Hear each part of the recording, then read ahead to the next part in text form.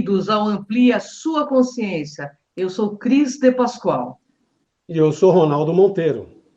Estamos aqui com uma autoridade da ufologia, René Martin, diretamente de Atlanta, trazendo muito esclarecimento sobre as questões ufológicas no mundo inteiro. Tudo bem, René? Como vai você? Boa noite, Cris. Boa noite, Ronaldo. É um grande prazer juntarmos esse triunvirato da comunicação ufológica. Um prazer, Honra René. nossa, né, Ronaldo? Ô, pessoal, esse programa é um oferecimento do gcompre.com, o guia de compras do seu bairro. Para os lojistas e os comerciantes e os prestadores de serviço, o cadastro é gratuito. Entre agora, gcompre.com. Cris? Bom, pessoal, como eu já disse, estamos aí com o René Martin, essa autoridade internacional que veio, né, diretamente de Atlanta para poder fazer esse hangout. René, tudo bem contigo, meu querido? Graças a Deus estamos firmes. Bom, eu não quero perder tempo, hein, René? Eu quero começar perguntando Vamos lá. qual é a origem, né, do seu envolvimento na ufologia. Conta aí, René. Para ficar claro, eu tinha uma atividade profissional de banqueiro, né? Eu fui diretor de 3 bancos internacionais, mais tarde um quarto e uma corretora. Era escritor já desde 17 anos, e eu acho que essa conjunção de fatores foi o que alertou para um convite em 1978, nos Estados Unidos, para formarmos a OVNI UFO Documento, que foi a primeira revista de ufologia brasileira, né? Também, no orçamento, veio o primeiro congresso, em 1979, trazendo o Dr. J. Allen Hynek, que era o astrônomo ligado ao projeto Blue Book, né? E a dona Irene Grank, que era editora-chefe, que era uma investigadora de campo da APRO, Aerophenomenal Research Organization. O Dr. Hynek, que tinha o CUFOS, Center for UFO Studies, não tinha uma ligação íntima com a APRO, mas isso não impediu que fizéssemos trabalho. Eu quero deixar sempre claro que eu nunca contribuí com artigos nem nada, porque não tinha conhecimento, embasamento nenhum. Eu tinha, sim, orçamento, seriedade e trabalho, né? E foi por aí que nós começamos. Ô, René, qual é a vantagem de você ser um escritor para a tarefa de expor um tema tão, às vezes, difícil de as pessoas entenderem, né? Mas você consegue fazer isso através dos seus livros, né? Os artigos e os documentários que você roteirizou. Conta para a gente como é que é isso. Essa é uma grande pergunta, porque no momento em que você se transforma e se realiza e avança como escritor, eu tenho 50 livros escritos, dezenas de contos policiais, de faroeste, né? E de ficção. 4 dos meus livros foram para a tela grande, viraram longa-metragem. O mais famoso, O Tesouro de Zapata, de 1970. Maior bilheteria de cinema, eu estava na Europa, inclusive, quando o filme foi lançado, tive essa surpresa de retornar ao Brasil, e o primeiro filme em lucroscópio colorido brasileiro. O fato de você ter uma capacidade de escrever e se comunicar ajuda muito a desenvolver. Fiz cursos de liderança de reunião no Chase Manhattan, em Nova York, né? E aprendi, anos depois, uma frase de um prêmio Nobel de literatura, Jaroslav Sefer, que ele disse o seguinte, quando perguntaram por um repórter: todos esses anos, e agora você faz uma obra-prima, mesmo existindo a Guerra Fria por trás da cortina de ferro. Ele olhou para o repórter e disse: um escritor em silêncio está mentindo. Então, é baseado exatamente nessa preposição, né, diretriz, que em 2006 comecei a botar em livros. A ideia era um primeiro livro só, Controladores Cosmos, mas o impacto foi tão grande que chegamos ao 4º, estou escrevendo o 5º, que é o último. Que maravilha. E, René, eu sei que você tem muita história que você conhece, que você presenciou, que você pesquisou. Dentre todas essas histórias, o que está mudando, né, agora na revelação dos UFOs? Conta pra gente. A grande mudança, que a partir de 2004, né, quando o ex-senador Harry Reid, democrata, que saiu na imprensa americana, deve ter chegado aqui, liberou 22 milhões de dólares para o Pentágono. Ninguém sabia, nós mesmos que estávamos dentro da ufologia, com as ligações com cientistas, militares e tudo mais, e investigadores, Foi uma surpresa saber que o Pentágono podia se desconfiar disso, mas que tivesse um envolvimento direto, né? Esse dinheiro, Black Operation, operações negras, foi agora confirmado, e a primeira liberação para o Robert Bigelow, que é um grande empresário de Nevada, Las Vegas. Ele tem imóveis em 5 estados, fatura mais de 350 milhões de dólares, e resolveu trabalhar num projeto da NASA, muito embora já tinha tido contatos com o UFO, né, visto com um amigo dele, e confessou ano passado no programa da 60 Minutes, da CBS. E foi uma surpresa para todo mundo. Inclusive, tem uma frase que diz: olha, isso é o que aconteceu e eu participei. Acredite quem quiser, eu não estou preocupado com isso. Então, esse tipo de abertura, e depois de 2016 agora, o FOIA, né, Free of Information Act, que liberou 13 milhões de páginas de 100 mil casos de 1940 a 1990, que é um impacto muito grande. Não tem uma página enegrecida, como era no passado, do FBI, da CIA, da Força Aérea Americana. Isso não aconteceu. Acredita-se que o presidente Obama, que perdeu as eleições com Hillary Clinton, não se esforçou para parar essa liberação. Não foi replicar na justiça, né? Existia também uma pressão que os russos vinham fazendo, inclusive o ex-presidente russo Medvedev, que comentou, e esse vídeo só agora chegou nos Estados Unidos. Ele disse o seguinte: quando eu fui presidente, eu recebi uma pasta com 2 arquivos, um com os códigos secretos para os mísseis, né, atômicos intercontinentais. A outra descrevia a atividade dos alienígenas na Terra. Isso é impactante. Esse gancho, qual a sua experiência com as atividades dos seres extraterrestres? Como é que você se envolve diretamente com esses aspectos? Bom, você está vendo, eu estou com a camiseta do Wake Up Gateway, que começou ano passado em São Paulo, com grande sucesso. Agora, no sábado passado, né, dia 3, tivemos o evento no Rio de Janeiro, na Sociedade Germânica, que superlotou, todo mundo mandou e-mail e tudo mais. A relação, para mim, foi evolutiva, né? Porque eu, quando recebi orçamento para fazer a revista, o primeiro congresso, os 2 primeiros documentários de 10 minutos que tivemos que pagar para distribuir no cinema brasileiro em 1981, eu, na realidade, não acreditava em ufologia. O pessoal do banco disse: pô, você voltou a estudar negócio de disco voador? Eu digo: olha, eu fui escolhido, eu vou fazer esse trabalho. Eu ia para a reunião na casa da dona Irene Grank, né, que coordenava tudo isso, né, no Leme, e eu chegava cansado, às vezes 8 horas, 8h15, a reunião já tinha começado, eu botava a mão na cabeça de: meu Deus, o que eu estou fazendo nesse negócio? E começamos a conhecer Thomas Norton, que vocês devem saber, com os poderes que ele tinha.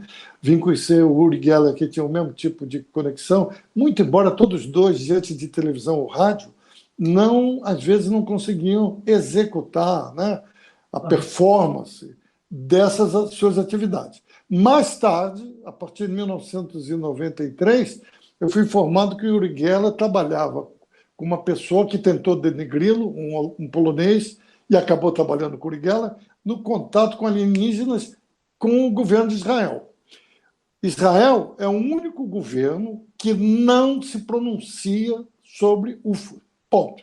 Teve aquele caso em 2010, se não me falha a memória, de um UFO que pousou, né, no Templo da Rocha e depois disparou em alta velocidade. Botei isso no livro e veio logo: não, isso é mentira, montagem, blá, blá. No entanto, existiam 4 filmagens de ângulos diferentes, de pessoas diferentes, inclusive um casal norte-americano que ficou impactado com aquilo. Então, essa relação com os alienígenas, você me perguntou, foi paulatina através de pessoas que começaram a confiar e me conhecer. Eu sempre fui low profile, nunca quis aparecer, porque quem fazia o trabalho era a dona Irene, o Dr. Allen Hynek tinha também o UFO Reporter, que eu representei aqui 4 anos no Brasil, mas eu me mantinha na retaguarda, cumprindo o que eu tinha que cumprir. né? Não tinha capacidade nenhuma investigativa e de conhecimento para adiantar. Mas, no decorrer desse tempo, conheci vários contatados, pessoas implantadas, né? E eu comecei a sofrer essa influência, né? E vi coisas que eu até brinco nas minhas entrevistas. Poxa, o sujeito ia tão bem, mas olha o que ele está falando. O cara é louco, pô. Tira esse cara da televisão. Eu pensaria isso. Então, eu me reservo, sim, a um direito, porque é isso que os Estados Unidos estão fazendo agora, né? E já era sem tempo, usando os civis, que, como Tom DeLonge, que tem uma banda de rock e criou a academia To the Stars, para as estrelas, já recebeu mais de 2,5 milhões de dólares de contribuição feitas por empresas. As empresas com que eu trabalho, a gente já está preparando orçamento para eu ter a reunião com ele, nós também contribuímos. Tem 4 pessoas, uma da inteligência, ou Departamento de Defesa americano, um cientista e um ufólogo, já trabalhando, já se pronunciando. Então, é esse amalgamento, né? Essa nova liga de governos. A agência europeia também está entrando nisso, criando ONGs no mundo inteiro para começar a ter esse nível de contato. Para ter uma ideia, o projeto da Academia de Londres lança esse ano um aplicativo para o Apple e Android para você ter em tempo real filmagens tanto de alienígena, ou o que for. Lógico, vai ser analisado, é muito mais fácil você fazer com câmeras digitais truques, mas isto vai dar em tempo real, worldwide, no mundo inteiro, uma possibilidade, né, que nunca se teve. Sempre se sonhou com isso, MUFON, então, ninguém tem dinheiro para isso. Então, isto está entrando agora. É uma mudança de parâmetro que as pessoas têm que entender. Mas, ao mesmo tempo, paralelamente a isso, estamos listando, sim, ufólogos que nunca investigaram, não conhecem a metodologia, mentiram, vão no Google e começam a falar que nem um papagaio. Né? Eu estive falando até com a Cristina, agora, no programa dela, tive com uma pessoa que disse o que tem o caso do Lonnie Zamora, que é um policial americano, com o caso da Ilha de Trindade. Qual é o parâmetro aqui? E está aí dando palestra, fazendo cursos em São Paulo. O que é isso? Não, isso não pode existir mais. Verdade. Até porque ufologia é uma ciência. É isso que eu admiro em você, René. Quando já estive nas suas palestras e vejo que você é metódico, que você tem coerência, lógica. Por isso que você tem minha admiração do Ronaldo Monteiro e de todos esses fãs aí, que são mais de 5 milhões nos assistindo. Obrigado. Bem, eu tenho uma pergunta para fazer. Existe uma listagem de seres atuantes no sistema solar? Quem são, René? Olha, você tem o sargento Clifford Stone, que era um dos membros do acobertamento. Ele teve no National Press Club de Washington, em 2008, num projeto de um produtor de vídeos que gosta de ufologia, nunca viu nada, James Fox, né? Não confundir com aquele ator James Fox. Né? E ele contou e disse que sobre juramento ele falaria e prestaria depoimento no Congresso americano de que ele não só recolhia as naves caídas e que o governo americano tinha listado 57 raças diferentes. Recentemente aparece um livro do KGB, né, que é o nome do livro dos aliens KGB, do Pietro, em Portugal, e que foi lá com uma pessoa que editou esse livro, eu tenho uma cópia, em que eles pegaram várias caixas que você descreve o ser 58. O ser, de onde vem, a foto, e bate com o caso americano do Clifford Stone. Tem um fato do Clifford Stone pouquíssimo conhecido, que ele comentou, que ele disse, inclusive, eu estava no Forte Belvoir e eu fiquei sozinho com a alienígena, e recebia mensagens de socorro, help me, me ajude. E ele tirou, era um cinza, né, um grey, de 1,10 m, e levou lá para fora. Quando chegou na tela de metal, né, ele viu aquela luz de cima e o ser sumiu. Quase foi destituído, mas acabou o coronel entendendo o que ele fez e tudo mais. Ele contou isso numa reunião. Né? Muitas coisas da ufologia que eu presenciei, eu editei o livro do do coronel Philip Corso. Ele teve um livro, Dossiê Roswell, né, que está esgotado há muito tempo, The Day After Roswell. Mas só que o livro que eu editei no Brasil dele, só puderam ser impressas 1.000 cópias. E o dia que ficou impresso, foi proibido distribuir, porque tinha um prefácio do senador Strum, que foi retirado, não tem mais, e eu publiquei os documentos do projeto Horizon, da implantação de uma sede militar na Lua. Eu coloquei, tinha os carimbos top secret, blá, blá, estava tudo lá. Então, disseram, esse livro você não vai distribuir. Um ano depois, foi autorizado, mas eu nunca mais poderia editar esse livro, nunca mais o fiz. Obedeci, né? Claro. Então, disciplina, trabalho e tudo mais. Uma coisa que eu queria dizer, tive numa reunião e as pessoas diziam, não, os russos vinham trabalhando já com os americanos desde a época do Sputnik, né, por trás dos panos, e agora a China. Existia um serviço chamado, um código SETKA, SETKA, que era o equivalente ao JANAP 146E. O JANAP era Joint Venture, Força Aérea, Marinha e Aeronáutica. Qualquer piloto, civil ou militar, que avistasse um UFO e reportasse para a imprensa $10.000 e alguns anos de prisão. Era assim. E o JANAP não é mais usado, né? Mas tinha o lado russo SETKA. Pouca gente sabe disso. E tinha o Instituto 22 também na União Soviética, que era muito antigo, botei no meu quarto livro, que ninguém sabia disso. A gente sabia, mas não podia comentar isso. Estamos comentando agora. Maravilha, hein? Maravilha. Ô, René, qual seria o entendimento dos seres de luz quanto a essa classificação dos espíritos, né? Em relação aos seres extraterrestres? Bom, a minha experiência do lado que eu vi, e eu tenho sido contundente nos livros, e tudo que eu coloco no livro está acontecendo, eu não vi nenhuma atividade positiva. O que é atividade positiva? Seres da Irmandade Cósmica de lá estão aqui para nos ajudar. Bologna. Bobagem. Né? Eu encontrei uma pessoa agora em Curitiba, em fevereiro, que é a Karina Greco, que é uruguaia, mora em Florianópolis. Tá? Ela estava falando de energia, que eles não podem incorporar nesse tipo de energia que a Terra tem, né? E ela disse, inclusive, acreditar que os seres que estão aí são do bem é balela. As pessoas ficaram olhando para ela, que é o que eu vinha mantendo, né? E quando eu fui fazer a palestra, eu me referenciei a ela.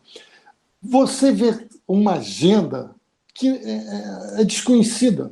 Os seres que não são malignos e que eles lutam entre eles, você vê isso em composições artísticas 1561, 1564, Suíça e Nuremberg, na Europa, está lá no museu, uma em madeira, outra em pintura, das naves se degladiando em pleno ar. Então, parece que nós somos o prêmio disso. Mas que prêmio é esse? A Terra já se sabe disso. Os militares americanos sabem disso. Os russos sabem disso. Nós temos ouro, prata e cobre. E água, em grande quantidade. Existem seres abissais, abaixo, vamos lá, né? Gibraltar, estão lá. No mar do Japão, estão lá. Lá no norte, perto da Antártida, do lado da União Soviética, estão lá, né? Foram encontrados com 8 metros de altura. E sobre a Antártida. A Antártida está derretendo, todo mundo fala nisso. É o efeito estufa. Olha o que está. Tem um relatório de 4 anos atrás de um laboratório americano que nós vimos que foi proibido ser repassado para a imprensa, que ele fala numa nova era de gelo. Olha o que está acontecendo na Europa. Em Atlanta, aqui nunca nevou em janeiro, em dezembro. E eu ouvi na televisão, CNN, não, mas isso vem ocorrendo nas últimas décadas. Mentira! Desde 81 que eu estou aqui, nunca vi isso. Então, o desmentido de um cientista, todo mundo aceita. Né? Tá, de novo, essa semana, Canadá, Inglaterra. Né? E o que está o descongelamento é na parte este da Antártida, porque está expandindo na parte oeste. Ninguém fala nisso. E 3 pirâmides apareceram, né? nos últimos 3 anos. Quem esteve na Antártida em 2016? Obama, presidente Obama, o Papa, atenção, hello, o Papa, né? Teve lá o patriarca da Rússia, né? O Neil Armstrong foi lá, passou mal, foi retirado do helicóptero, né? E outros estiveram lá. Mas por que isso está acontecendo? Porque o que chegou ao meu conhecimento, que eu não tenho prova, mas me falaram, é que até as bases, tanto nazistas como dos alienígenas, já estão começando a ser possíveis de detectar. E nessa área é proibido voar. Pois é. É por aí. Não dá mais para você esconder a verdade, né? Verdade mesmo. A coisa está muito na cara dura, né, Renê? Bom, Renê, existe como prever o futuro da raça humana e o relacionamento com esses ETs, aliens, do teu ponto de vista? Isso foi uma palestra do workshop que eu dei em Curitiba, que eu comecei a palestra dizendo que nos 20 anos, próximos anos, essa civilização nossa, que está se matando, corrupta, guerra, destruição, vai acabar. Como vai acabar? Está milhões de anos assim? Não. Você tem mais de milhares, há 15 para 17 anos, milhares de crianças que eu dei nome, né?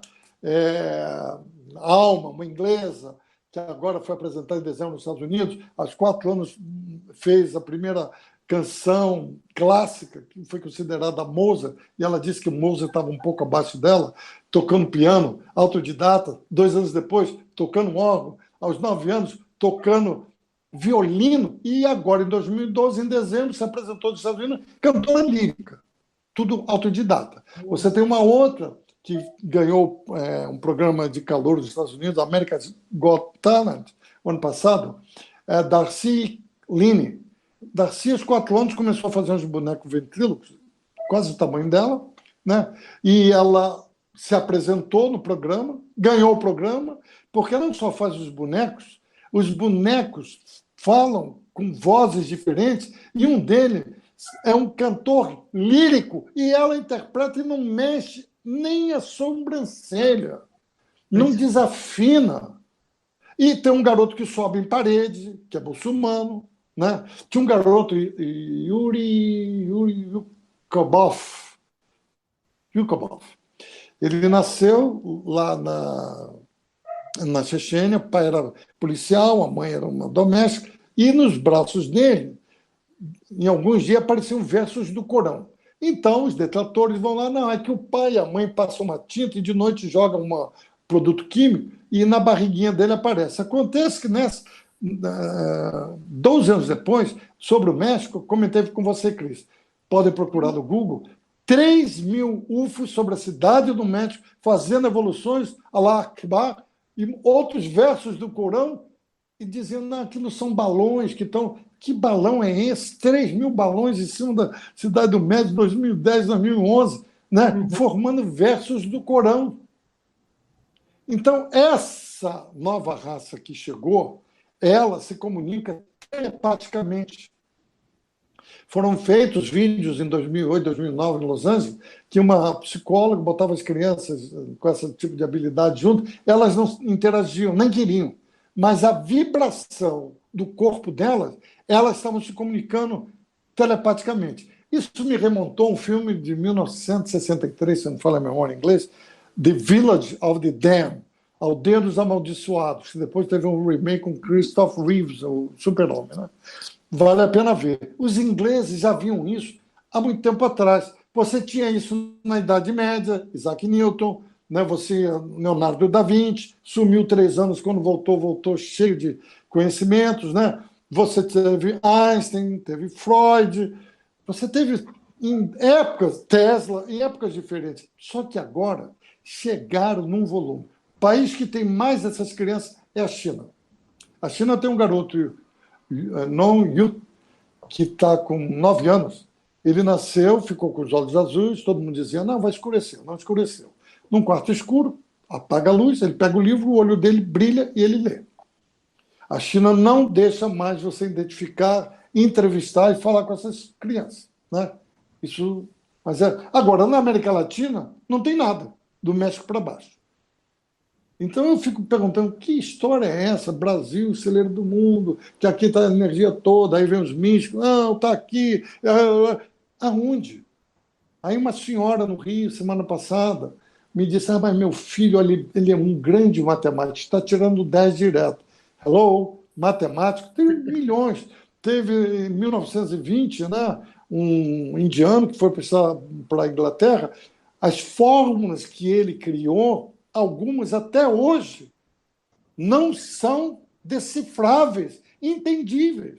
Então, essa raça que chegou, já tem um vereador na Inglaterra, o governo sabe, ele disse que casou com uma alienígena, fala isso lá no parlamento. Não acontece nada. Botei no livro também o nome dele. O que eu gosto, é como você disse, Cris, dado, nome, fato.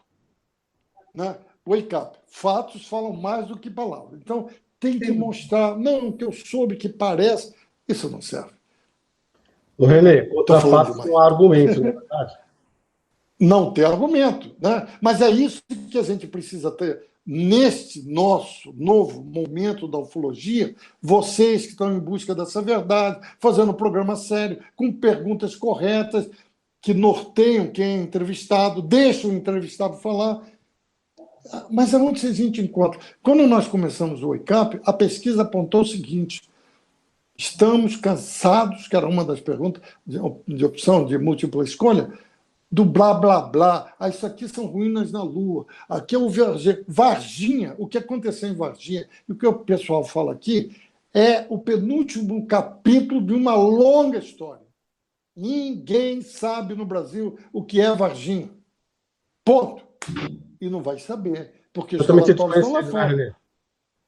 Não estão autorizados a liberar. O futuro imediato em relação aos indivíduos nesse impacto, né, dessa nova civilização? Bom, você vê, a mudança de comportamento vai ser o primeiro dele. Essa capacidade telepática de telecinésia, uma menina de 22 anos fez isso numa entrevista, né, de um canal de televisão em inglês, não sei se era a BBC, ela com os olhos, depois de olhos vendados, contar tudo, ler um livro em sânscrito do Mahabharata, né? E ainda eu disse, mas eu também sei fazer isso, com os olhos vendados, o tripé da câmera se afastou. Esse tipo de ser, provavelmente, tem uma capacidade... todo mundo diz, eu tenho capacidade de 9% do cérebro. Não é isso. Einstein falou da energia. 9% da energia cerebral que era usada pelo ser humano. Ele usava 11%. Esses seres, provavelmente, já estão sendo testados, estão muito acima disso. E o DNA deles é par. As 12 espirais, e já se detectou crianças com 13. Nossa. Uma autópsia feita num alienígena Grey pequeno tinha lá metade do cérebro biológico e a outra metade cibernético. Você já imaginou um ser com 100% de energia? Eles manipulam as naves deles com o cérebro. Né? Não é que nem Independence Day, que aí pega, né, Will Smith lá, o Manche. É com a cabeça. Alguns pilotos americanos, há mais de 15 anos, também têm uma bandana e o que dispara o míssil é o olho. Isso já está sendo usado militarmente, né? É a mente.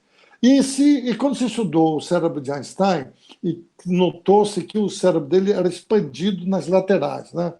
E que se expandisse mais, perderia a capacidade de raciocínio, fala e de inteligência. Então é por isso que esses alienígenas, sabendo disso, complementaram o booster, né? A ampliação da sua força mental com um cérebro cibernético. Então, você imagina um ser desse. Eu digo, você conversaria com uma galinha? Eu não, porque é a mesma coisa. Imagina um ser desse chegando, né? Quer dizer, não, mas podia chegar aqui, pousar. Né? Escuta, você chega em Roma, Império Romano, que é um império ultra evoluído, né? O exército mais sofisticado de combate, chegasse numa taverna, pegava o iPhone, um centurião e dizia, isso aqui é iPhone. Eu vou te mostrar Roma e o Coliseu. Isso é imagem via satélite, rastreada o cara decepa você. Você é um bruxo, né? É um alquimista maluco. Imagina você pegar um centurião desse, ou qualquer pessoa em Roma, que pudesse replicar o iPhone. Não havia tecnologia para aquilo. Esses seres que me foi perguntado, que chegaram aqui, cada um com seu interesse, colocaram o planeta Terra hoje numa disponibilidade técnica que eles não vão invadir, destruir. Para quê? Eles substituem a raça, botam seres novos, que serão um tipo de teleguiados, para não usar a palavra escravo, para trabalhar para eles no cosmos, retirando, como os Anunnakis pediam, né, para escavar o ouro e tudo mais. Né? Então, essa nova classe chegou. Estão aí, Nós estão aí. Né? Então, não confundir isso com espiritualidade, que aí Deus está... Deus é uma palavra criada há 4.500 anos na Turquia, porque Deus sempre foi plural. Elohim em hebraico, os Budas, que eram milhares de Budas, na Grécia, nos países nórdicos. Né? Na Grécia, por exemplo, nós vimos lá uns estudos interessantes, há 8 anos atrás, que o Monte Olimpo brilhava uma vez por ano. E o topo acendia uma vez por ano. Nossa, então isso é o quê? Era uma nave-mãe. É isso aí. Thor, que era, né, lá o deus nórdico com o seu martelo, né? E Zeus criava com os raios, porque ninguém sabia descrever. Na Bíblia você vê também, e a glória do Senhor correu entre as nuvens, parou em cima do monte, e Jesus falou com seu pai. O que nós chamamos de OVNI, UFO, luzes, como os franceses gostam de falar, né? Naquela época eram escudos brilhantes, glória do Senhor. Eram outros nomes, não sabiam a tecnologia para descrever isso. Mas se você vai agora... Fogo, né? Carruagens de fogo. Carruagens de fogo também. Tem o Daniken, né? Escreveu um livro sobre isso, né? E a Lumière de la Nuit, né? Que os franceses gostavam de... Quando eu morei na França, eu via isso. Então, cada povo, em cada época, teve uma descrição dentro da sua capacidade de conhecimento. A estrela correu no céu e apontou a manjedoura. Ups, estrela correu no céu? E Moisés também. No nascimento de Moisés, a estrela também. Fato muito pouco falado. Então, essas estrelas, entre aspas, poderiam ser, talvez fossem mesmo, naves. Sim. Nós temos que abrir a mente. Né? Temos que abrir a mente. Porque se não abrirmos a mente, nós não vamos entender esse céu que está se escancarando. É verdade, hein? Mas eu tenho mais uma pergunta aqui, viu? René. Vamos nós. Vamos lá. Vaticano, governo americano e russo estão trabalhando aí em sintonia, no seu ponto de vista? Olha, o Vaticano, o que eu queria falar é o seguinte: o Papa João XXIII teve um encontro com um alienígena magro, alto, com orelhas pontudas. Francesco Capovilla, que era o secretário dele, muitos anos após a morte do João XXIII, contou para o Daily Mirror, na Inglaterra, o que se passou nos jardins, né, da residência papal, Castel Gandolfo. Eu, no segundo livro, uso isso, porque de helicóptero do Vaticano para Castel Gandolfo foram 15 minutos de helicóptero militar da Itália, que eles usavam lá. Né? E foi lá que ele teve encontro. E tem muitas coisas envolvendo o Papa João XXIII e que o Vaticano já sabia, acompanhava, e agora está dando uma abertura. O novo diretor do laboratório astrônomo do Vaticano diz: sim, havendo alienígena, também serão filhos de Deus. Já botou a campana lá em cima. Né? Mas no caso de João XXIII, tinha um caso do George Adamski, que era um polonês, professor, radicado nos Estados Unidos, em 1950, Monte Palomar, fez aquele negócio todo, ninguém acreditava nele, mas a Noruega e a rainha da Holanda pediram a presença dele. Ele foi. Quando ele chegou na Noruega, por exemplo, os militares pediram a ele, isso eu vi quando a gente estava estudando em 79 o caso dele, se ele poderia identificar e fazer aparecer os UFOs. E os UFOs desfilaram no céu para os militares da Noruega. hello, ninguém conta isso. Ele, então, passa pelo Vaticano. Quando ele chega no Vaticano e vai falar com o Papa, o João XXIII, fala sós e entrega o envelope lacrado que nunca se soube que tinha naquele envelope. O Papa pega, no outro dia volta a falar com George Adamski, né? E diz para ele, era a mensagem que eu estava esperando. E entrega a medalha de ouro do Vaticano, ao mais alto grau de condecoração, a George Adamski, que era considerado louco e tudo mais. Né? George Adamski morre. Está enterrada onde? No cemitério de Arlington, em Washington, que é o cemitério dos heróis de guerra americanos. Então, eu gosto disso, de pensar fatos que as pessoas não prestam atenção e juntar, porque a gente trabalhava nessa conexão, tá certo? Então, o Vaticano sabia disso tudo. No meu quarto livro, eu boto lá, novo estrutura do Vaticano lá em Nevada, se chama Lúcifer. Sim.